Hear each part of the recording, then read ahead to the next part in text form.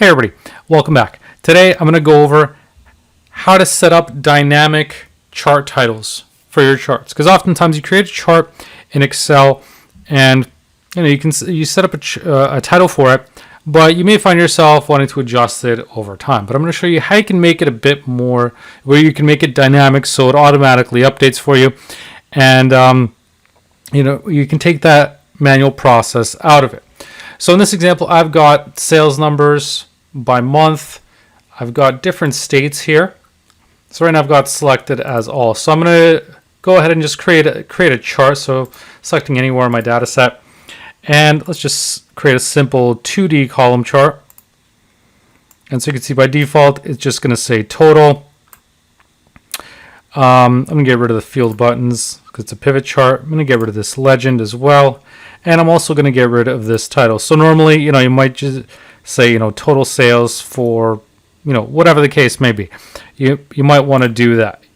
But the problem is, if your data set changes or it's showing, or let's say you want to say by different states, right? You don't want it to say just the grand total for everything. You may want it to say, Arizona sales, California sales, so on and so forth, right? You don't want to have to go in and maybe change the chart title every single time. So I'm going to delete this, and I'm going to show you how we can set this up. So first, I'm going to create just a simple formula here, and in this cell, I'm just going to say, okay, equals sales for, I'm going to leave a space, close the quotation, and use ampersand, and select this value in B1. So this is going to equal my selection. So sales for all right now. So if I select Arizona, it'll say sales for Arizona. And it'll filter for Arizona, right? So the beauty of it is I update the pivot table. My title is also updating as well, right? Now, so if you want it to be part of your title, though, or part of your chart, I should say, then how we can do this is by using a text box. So under the text section on the Insert tab, there's an option for a text box. So if I select that, I can, now you see my pointer has changed a little bit. So if I stretch this out, however I need it to be, you can type in whatever you want. But what I can also do is if I've selected this, I can click on the formula bar here, select equals, and select that title that I've created. So you can see it freezes it automatically. I've got it in there. So now, that text box is hovering over my chart. So if I select a different state now, I've got Arizona, right? So it's updating just as I showed you earlier, right? So it's going to automatically update. So even though this isn't technically a title, it still works in the same way. What I can also do is make this part of the chart itself. And one way I can do that is by grouping it, because right now this text box is basically hovering over it. So if I move this chart around, it doesn't come with my chart, right? So that's obviously something you don't want to have happen. So I can group this so it's part of this chart. But before I do that, I'm going to modify the shape format. And here you can change the outline, get rid of it so it blends in a bit easier, right? We've got a fill color in there. So let's just make sure that there's no fill color so it blends in. There we go. So now I've got, even though my text box, is hovering over, it's not impacting, it's not interfering with that. It's not taken over, right? There's no white background. So it's important to set that fill effect so that it is clear. And, we can modify, the look of it. We can change the size if we wanted to, bold it. Adjust however you want, the way you would want to. Once you're happy with it, then what you can do is while you've got this box selected, hold Shift and then select the actual chart. Now you've got both items selected. Now right click on one of them and select Group and Group again. And now what will happen, now it's part of this one large object. And now you move it around, it is part of that for you.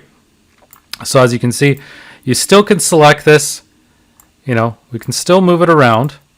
Now the key thing is, because there's a lot of different objects, you got to be careful what you're selecting, because see, that object is not tied to that one. So it can be easy to drag the wrong thing. But so that's why it's important to pay attention when you're grouping it to make sure that you are selecting both the actual chart. That's why I selected sort of the outer bounds of that chart, just to make sure I wasn't selecting the inner portion of it. I want to grab the outer piece of it, right? So now we have it. It's grouped together. So you can hover over that formula. So, so it's not visible. And so now you've got your chart with that title. And now let's switch it to Georgia, right? So the beauty of it is our pivot table updates and our title updates. So as you can imagine, you've got multiple ways that you can display this chart. If you wanted a little subheading, right, you could have a bit more detail. Again, you could do a formula there. You could say, okay, if the sales were a certain value, if they were down, you could have a formula saying, okay, sales were down by X, or whatever sort of details you wanted to add. You can do that through text boxes. Now, obviously, the one issue is that you want to make sure you position your text box, your input box, in a way that is going to work well with your chart, because obviously it's not going to, because it's not the actual chart title, and the chart title automatically adjusts based on your chart. That's something you just want to factor in. But as you can see, there's a way for doing this to make it a bit more dynamic. And then if you decide that you want to make a change, you can select ungroup, and you'll be back to having it, now I've selected both of them, but if I just select the chart itself, so as you can see, there's a lot of objects. See, it's no longer grouped. If I select the object and I hold shift and I select the other one, now they're still together, but I have to select them together. So the grouping part of it just simplifies it so that you just have to select one item and then it'll move together. So again, right click, group, and now we can do, see again, I've selected the wrong image. So that's the one thing to watch out for, but once it's grouped, it can move together with it. So as you can see, a really simple way to make your chart dynamic. The trickiest part is really just making sure you're selecting the right object when you're moving it. And once you've got that figured out, then you can have an easy way to set up your chart titles, make them a bit more dynamic. And as you can see, it makes it a bit easier when you're updating charts. Like in this example, see, Maryland's a bit, in this case, the title may make sense to make it a bit smaller, but we can also adjust other chart elements. Like, see, this is the actual chart area, to make sure that our chart title is always going to be above it. So the main thing you're going to want to look for is make sure that when you're selecting these objects, you're selecting the correct ones, because again, there's the actual chart area, we've got the outer chart, right? So there's a lot of different containers in here. We've got the input box. There's a lot of things. So it can be a little bit frustrating when you select the wrong thing.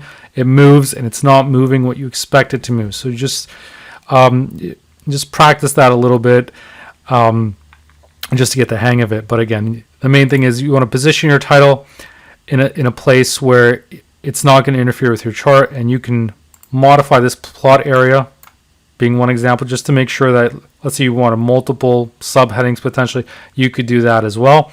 Just create more input boxes, and once you've got them grouped, then it becomes easier to move your chart around. So just pay attention to, like here I've grabbed the wrong thing, right? So it's really easy. You can do Control Z to move it back, but see this outer line here? If I grab that, now I've got the right thing. So just a little practice depending on what you're grouping and the objects, make sure you've got the right thing set up.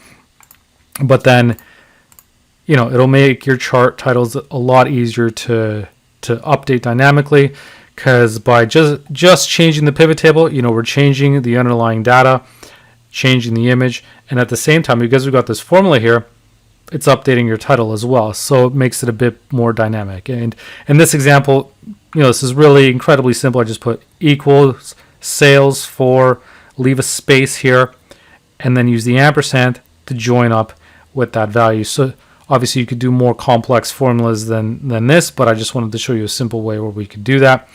So if you had other fields like a sales rep, a city perhaps, you could have another formula down here that linked to the city, the sales rep, whatever the case may be. So you could have all your subheadings as well in here. So that's one easy way where you can make your chart title a bit dynamic. So again, this is in the Insert tab. Look on the text section for our text box, and then the key thing to remember is when you're creating the text box, make sure you're not typing in the text box, but you actually select it and then go into the formula bar and then link to your cell value. So if you do it that way, then it'll update properly and work the way you expect it to. So if you like this video, please like and subscribe, and thanks for watching.